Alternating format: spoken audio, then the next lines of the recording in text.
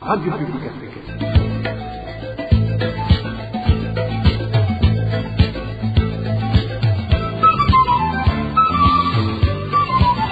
Radio Publique Africaine.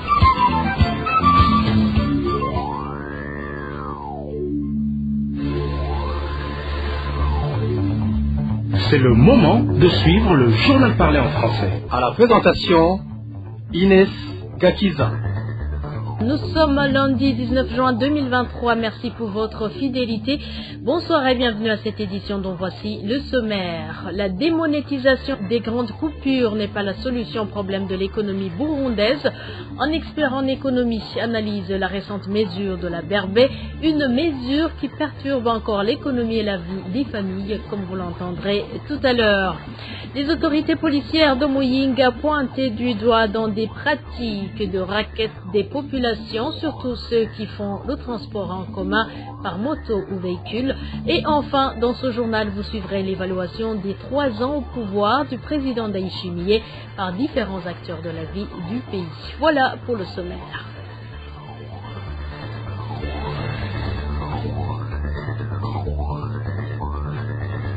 Encore une fois, bonsoir et bienvenue. Retour sur le dossier Kira Hospital.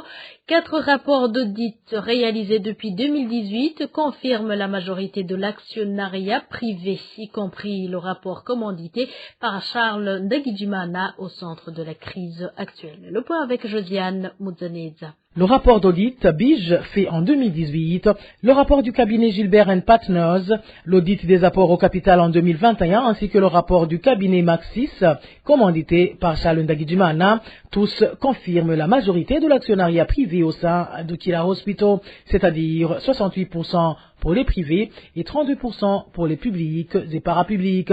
Mais un fait reste troublant. Monsieur Charles Ndagijimana, imposé comme président du conseil d'administration, après l'emprisonnement du directeur général de l'hôpital, le docteur Christophe Sahabo, a jusqu'ici caché un rapport qui a coûté plus de 108 millions de francs burundais à l'hôpital Kira. Un rapport qui confirme la version du docteur Sahabo. Pourtant, ce rapport du cabinet Maxis avait été commandité par Charles Ndagijimana après l'emprisonnement du docteur Christophe Sahabo. Des sources fiables indiquent que même la comptabilité de Kira Hospital affiche les chiffres de 68% pour l'actionnariat privé et 32% pour les publics et parapublics.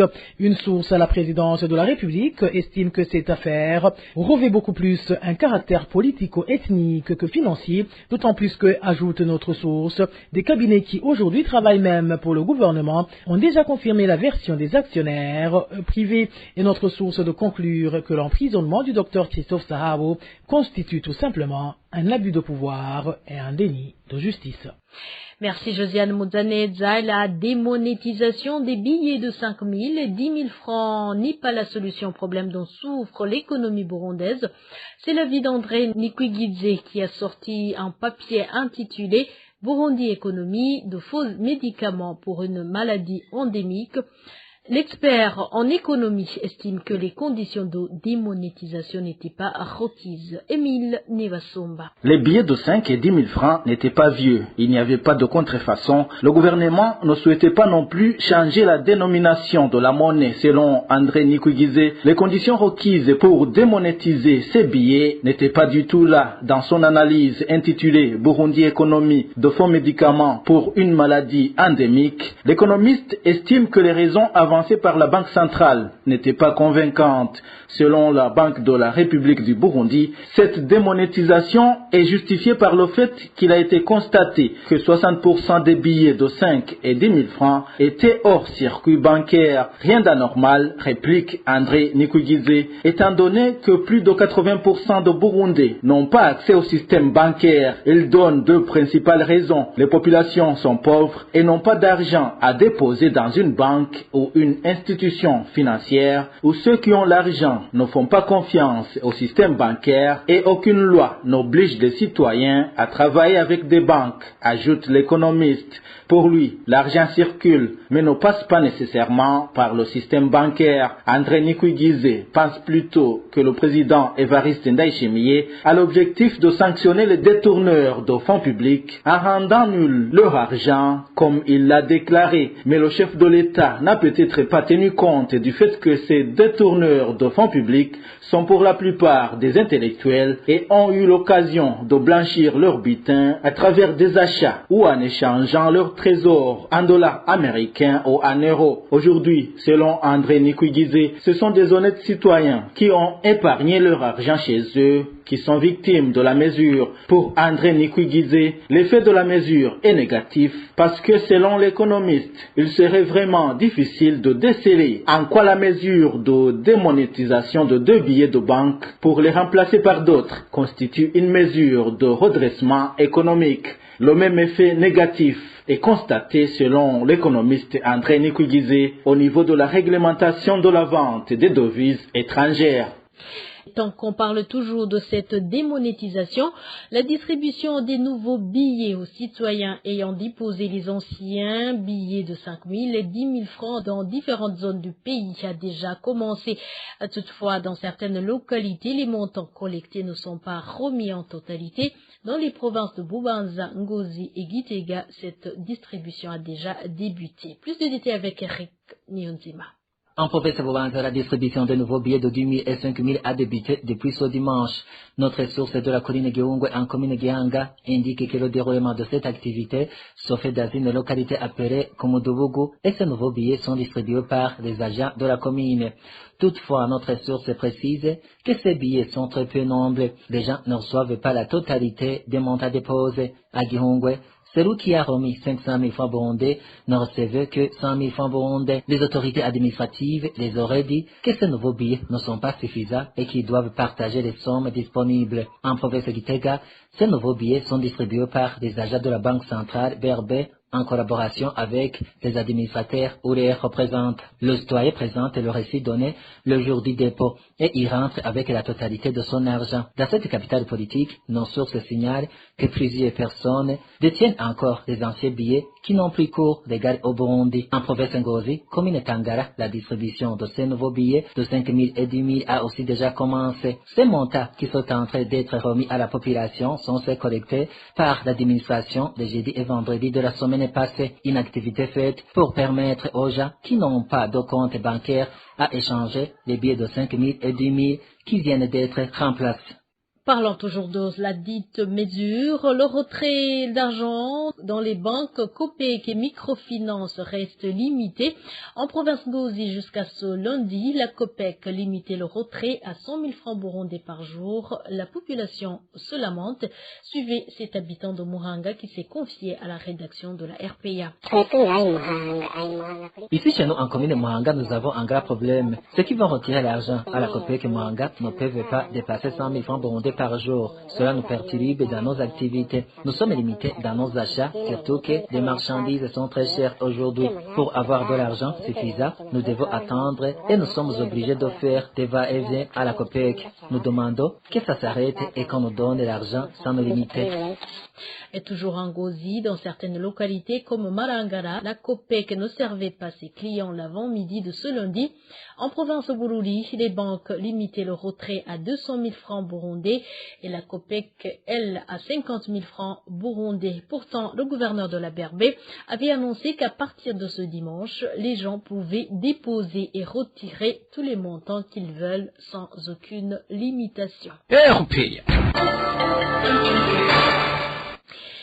Page droits de l'homme, persistance du problème de manque de nourriture dans différentes prisons du pays. Dans les prisons d'Ongozi, Gitega et Muramvya, il débute la 3e semaine, recevant uniquement la farine de maïs sans aucune graine de haricot. Les prisonniers alertent qu'ils sont affamés. Dans ces prisons se remarquent plusieurs cas d'évanouissement. Et dans la prison centrale de Mimba, c'est en mairie de Bujumbura, depuis une semaine, les détenus ne reçoivent que de la farine.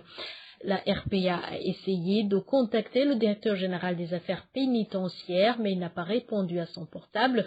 Quant au président de la CNIDH, il nous a répondu qu'il n'était pas au pays ces derniers jours. Il nous a promis de s'enquérir de la situation dès son arrivée et de nous répondre vers la fin de cette semaine.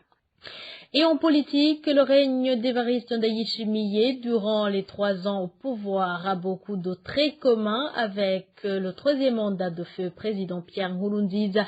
À propos du délégué général du Forum pour le renforcement de la société civile Force, Vital Nshimirimana parle des arrestations arbitraires et des disparitions forcées qui continuent à travers le pays, sans oublier les libertés fondamentales qui ont aussi continué à être bafouées. Suivez plutôt Maître Vital Nshimirimana, délégué général du Force. Au cours de ces 3 dernières années, nous avons constaté que la gouvernance sous Évariste Ndayishimiye a beaucoup de traits communs avec le 3e mandat de Pierre Nkurunziza. À part que les crimes commis depuis 2015 qui visaient particulièrement les opposants au 3e mandat ont continué, à savoir des arrestations abusives, des détentions arbitraires, des persécutions de tout genre, y compris des assassinats, des meurtres, des disparitions forcées, la torture et autres. Nous avons constaté que au cours de la dernière année, de 2022, il y a eu beaucoup de cas de disparitions forcées, mais aussi beaucoup de cas de détention arbitraire. Les libertés fondamentales ont continué à être bafouées, y compris la liberté de presse, y compris la liberté de mouvement, y compris la liberté d'association jusqu'à présent. Alors que beaucoup attendaient qu'avec l'avènement du président Évariste Ndayishimiye, les associations de la société civile suspendues ou radiées, les médias interdits, ainsi que les partis politiques interdits allaient être réhabilité, ça a été pire. Aujourd'hui, rien n'a été fait dans le sens de réhabiliter ces organisations. Et d'ailleurs, une des formations politiques tolérées par le régime, le CNL, est maintenant suspendue d'effectuer une quelconque activité politique sur le territoire national. Donc, en pareille circonstance, on comprend que la gouvernance d'Évariste Ndayishimiye est en train davantage de verser dans la dictature. Vital Nshimirimana fait également savoir que les mesures prises par le président Ndayishimiye pour évincer ses concurrents au pouvoir affectent négativement le citoyen lambda qui gagne son pain à la sueur de son front et qui n'a aucun intérêt dans ces rivalités politiques. Encore une fois, Maître Vital Nshimirimana. Nous constatons également que Évariste Ndayishimiye s'est continuellement investi dans la recherche de la reconnaissance de son autorité parce que il est venu dans un contexte où le système du CNDD-FDD était fortement divisé et jusqu'à présent, toutes les mesures qui ont été prises, y compris le limogeage de l'ancien Premier ministre, son arrestation et sa détention, mais aussi la récente mesure de retrait des billets de 5 000 et de 10 000 francs burundais, et toutes ces mesures semblent confirmer que le président Évariste Ndayishimiye cherche à tout prix à évincer de potentiels concurrents au pouvoir. Il cherche à tout prix appauvrir les maniants de son entourage. Mais malheureusement, ces mesures vont impacter la population ordinaire et plus particulièrement les citoyens qui gagnent leur pain à la sueur de leur front. Malheureusement, encore, nous constatons que aujourd'hui, rien n'est fait pour résoudre les questions fondamentales concernant le vécu quotidien du Burundi. Avoir les conditions où la jouissance des droits économiques et sociaux, on constate que beaucoup sont aujourd'hui fondés de se poser la question s'ils ont réellement droit à la propriété, le droit à l'éducation, le droit à la santé, parce que la situation fait état que aujourd'hui il y a beaucoup d'abandon scolaire, les infrastructures scolaires sont délabrées et par endroits il n'en existe même pas, les infrastructures sanitaires le sont tout autant. Donc nous sommes dans une situation où la gouvernance d'Évariste Ndayishimiye est en train de démontrer que on s'achemine visiblement à de nouveaux conflits encore durables. Pour Frédéric Bamvugi-Nyumvira, ancien vice-président de la République, le bilan des 3 ans d'Évariste Ndayishimiye au pouvoir est un bilan mitigé. Du côté positif, Évariste Ndayishimiye a essayé de redonner le nom Burundi dans le concert des nations en faisant sortir le pays de l'isolement. Et s'agissant des points négatifs, Évariste Ndayishimiye n'a rien changé en ce qui concerne la démocratie et la bonne gouvernance. Frédéric Bamvugi-Nyumvira indique que l'actuel président de la République a renforcé le système de son prédécesseur, mais avec de nouvelles figures. Le bilan des 3 ans du président Évariste Ndayishimiye, c'est un bilan mitigé. C'est un bilan mitigé parce qu'il a des points positifs et des points que je pourrais qualifier de négatifs. Pour les points positifs, je crois qu'il faut accepter que quand même il y ait des choses qui ont été réalisées, notamment le désenclavement du pays parce qu'il était complètement isolé par le régime Nkurunziza. Il avait isolé par le fait que après le coup d'État manqué du 13 mai 2015, Nkurunziza a pris la décision de ne plus sortir du pays. Et cela a eu des conséquences fâcheuses parce que quand un président ne participe plus aux réunions des organisations internationales, aux réunions des autres pays, je crois que ça devient très grave. Bon, il condamne les gens qui ont détourné l'argent de l'État, même s'ils sont toujours là.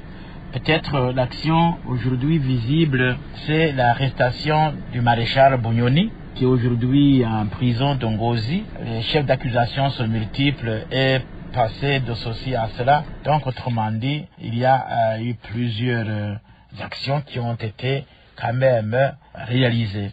Là où on peut peut-être se poser des questions par rapport à ce deuxième point, c'est comment il pointe du doigt cette mauvaise gestion des affaires de l'État. Au même moment, il essaie de mal gérer les affaires de l'État. Parce que amener sa femme et ses enfants à la présidence, je crois que c'est une mauvaise gestion des affaires de l'État, parce que quand ces gens accèdent à ce genre de responsabilité, comment il est choisi?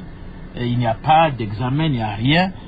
Donc ça veut dire qu'il a un objectif, pour moi, d'amener ces hommes à partir de sa famille auprès de lui pour qu'ils puissent perpétuer le même système avec le changement d'hommes. L'organisation politique du pays continue justement à avoir des points qui laissent à désirer, notamment l'organisation des partis politiques. On voit que les partis politiques en réalité ne fonctionnent pas, n'existent presque pas, ils n'existent que de nom et fonctionnent au ralenti. Le CNDD-FDD qui semble fonctionner n'est pas un parti politique comme tel, c'est une organisation des personnes qui ont décidé justement de faire main basse sur le pays. Ça, on le voit. Donc, on ne peut pas dire qu'il s'agit véritablement d'un parti politique. Il faut réorganiser la classe politique pour qu'elle puisse rayonner et orienter le pays sur la voie de la concorde nationale et du développement. Je crois que c'est cela qui devrait quand même être visible dans sa politique, ce qui n'est pas le cas. Et pour le mouvement Inamahoro des femmes et filles pour la paix et la sécurité au Burundi, les plaintes récurrentes du président Ndayishimiye au sujet du système judiciaire qui ne joue pas son rôle et sur d'autres points de défaillance prouvent à suffisance qu'il a encore du pain sur la planche. Marie-Louise Balichako, présidente du mouvement Inamahoro, regrette également que durant les 3 ans du pouvoir Ndayishimiye, le phénomène de viol et autres violences faites aux femmes a accentué. Suivez plutôt Marie-Louise Balichako. Le président promettait dans son discours d'investiture de lutter contre l'impunité, de mettre la justice et la gouvernance au service de la population en lui assurant aussi la paix, la sécurité et le bien-être. Les plaintes récurrentes de son Excellence le président de la République au sujet des collaborateurs incompétents, irresponsables et malhonnêtes, au sujet du système judiciaire qui ne joue pas son rôle, au sujet aussi de la malversation des biens de l'État et bien d'autres points de défaillance, prouvent à suffisance que le président a encore du pain sur la planche. Malheureusement, rien n'a été fait pour redresser la situation pourtant constatée et au cours de ces 3 années, si on fait le bilan, on constate qu'il est vraiment loin d'être élogieux.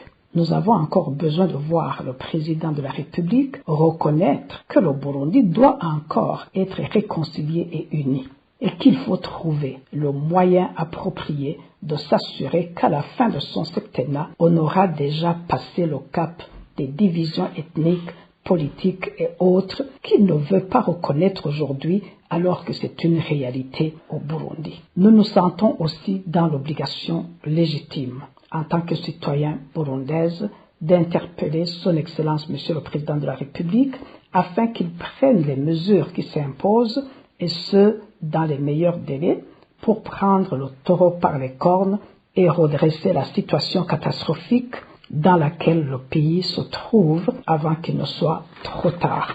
Un autre aspect très important que nous ne saurions passer sous silence en tant qu'organisation féminine est le phénomène de viol et autres violences faites aux femmes. Je vous l'avais dit au début de ce journal, les motards et chauffeurs de véhicules de transport en province Muyinga dénoncent le comportement de certains responsables de la police dans cette province. Ils leur font payer de l'argent sans motif légal. Ils donnent le cas de samedi dernier. Le chef de la police des frontières leur a fait payer des sommes injustifiées.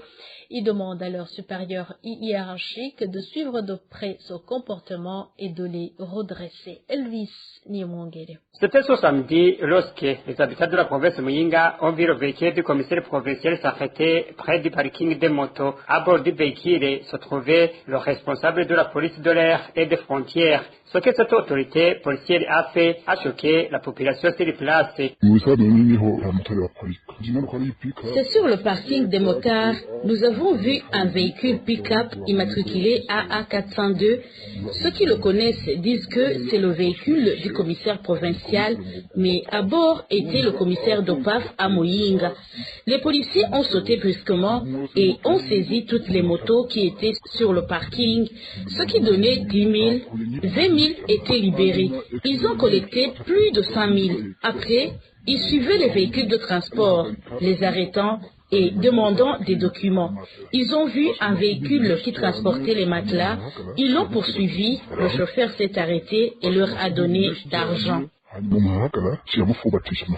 Ce qu'a fait cette autorité policière n'est pas une première, regrette nos sources. Ce qui en souffre le plus sont les conducteurs de moto. Ça se produit plusieurs fois. Ceux qui sont malheureux sont les motards. Lorsqu'ils se pointent quelque part et que passe le véhicule de la police, automatiquement, ils leur exigent de l'argent pour les laisser tranquilles. Ils ne demandent même pas les documents pour voir s'ils sont en ordre. Ils se soucient seulement d'argent. Nous sommes dans la pauvreté. On ne peut pas toujours trouver de l'argent à donner. Les habitants de la province de Muyinga interpellent les supérieurs hiérarchiques de ces policiers qui les redressent car ils soutirent justement de l'argent à cette population qui peine pour trouver quoi nourrir les familles. La rédaction de la RPA n'a pas encore pu joindre le commissaire de police à Muyinga, de même que le gouverneur de cette province. Merci à toi aussi Elvis Niamongere. Les propriétaires de véhicules qui ont été loués par la société Brico demandent à cette société d'honorer ses engagements. Sur 9 mois de location, la société leur a payé 6 mois seulement. Ces propriétaires de véhicules demandent également à cette société de leur rendre l'argent prélevé sur leur paiement comme taxe alors que ça n'apparaît nulle part dans le contrat. Denis Claire, il a trouvé. En date du 15 avril 2022, la société Brico a décroché un marché de location de véhicules au ministère de la Santé publique et de la lutte contre le sida d'un montant excédant légèrement 730 millions de francs beaux. Ce marché consistait à fournir au ministère de la Santé 51 véhicules destinés à être utilisés dans une campagne de vérification de patients ayant été hospitalisés ou soignés au niveau des centres de santé de toutes les provinces du pays. Puisque la société Brico ne disposait pas de ces véhicules, il a formé des contrats avec les propriétaires de véhicules pour une période de 9 mois. Le contrat stipule que pour un véhicule, le propriétaire sera payé 60 000 francs par jour, du moment que la société Brico, lui, dans son contrat avec le ministère de la Santé, et devrait fournir un véhicule pour 80 000 francs par jour. Les propriétaires de ces véhicules sont payés dans les 10 jours qui suivent le dépôt de la facture, stipule le contrat, dont une copie que la RPA en a à sa possession. Selon les bailleurs, le délai du contrat est arrivé à terme, mais la société Brico n'a toujours pas payé la totalité, car il n'a payé que 6 mois seulement, du moment qu'il a déjà touché la totalité chez le ministère de la Santé. De plus, les propriétaires de véhicules indiquent que pendant que ces 6 mois qu'ils ont touché, ils n'ont touché que 51 000 francs, car Brico leur a prélevé 15% de taxes que ces derniers trouvent inacceptables et parlent d'une violation du contrat. Ces propriétaires de véhicules réclament un montant global excédant légèrement 55 millions de francs et un montant de 183 600 000 francs des 3 mois que la société Brico n'a pas encore payé. Ils indiquent qu'ils ont tenté une résolution à l'amiable, comme stipule dans le contrat, mais Jean-Albert Razialimana, directeur général de la société Brico, leur a répondu qu'ils pouvaient aller se plaindre n'importe où ils veulent, mais qu'ils n'auront jamais gain de cause. D'où les propriétaires de ces véhicules demandent au ministère de la Santé publique et de la lutte contre le sida, ainsi que le ministère des Finances, d'aider pour qu'ils puissent être remboursés. La rédaction de la RPA n'a pas encore pu joindre Jean-Albert Rabialimana, directeur de la société Brico, pour qu'il s'exprime là-dessus. Et bilan sécuritaire avant de clore cette édition, la rédaction de la RPA a pu répertorier 4 personnes assassinées au cours de la semaine qui vient de s'écouler. 2 sont de la province Makamba, 2 policiers qui ont été fusillés par leurs collègues au commissariat de la commune Nyanzala, le matin de ce dimanche. Les mobiles de cet assassinat restent inconnus et l'auteur du crime a été arrêté. Les 2 autres sont de la province Karouzi, en commune Buhiga. La première victime a été tuée à l'aide de gourdins par la population sur la colline Gisenyi jeudi dernier. La victime venait d'être libérée de la prison centrale de Mimba. La deuxième victime de cette province Karouzi s'appelait François. Son corps a été retrouvé pendu sur un arbre sur la colline Wuhinyuza jeudi dernier. Certains indiquent que le défunt s'est suicidé, ce que la famille rejette et demande plutôt des enquêtes. Et voilà, c'est par ici que nous mettons point final à cette édition. Merci de nous avoir prêté une oreille attentive. Au micro, vous étiez avec Inès Gekiza et excellente soirée chez vous.